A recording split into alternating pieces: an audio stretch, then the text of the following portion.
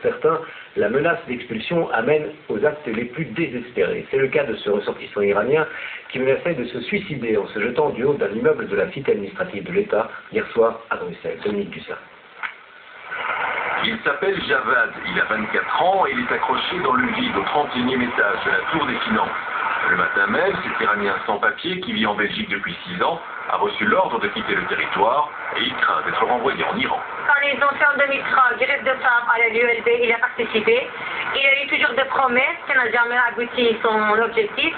Et puis il était dans l'église minime quand il y avait une fois occupation.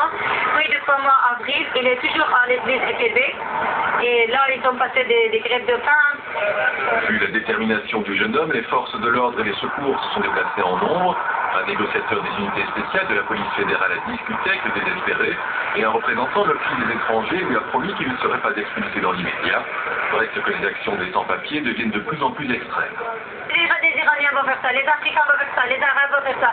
Il faut réagir, il faut les empêcher maintenant.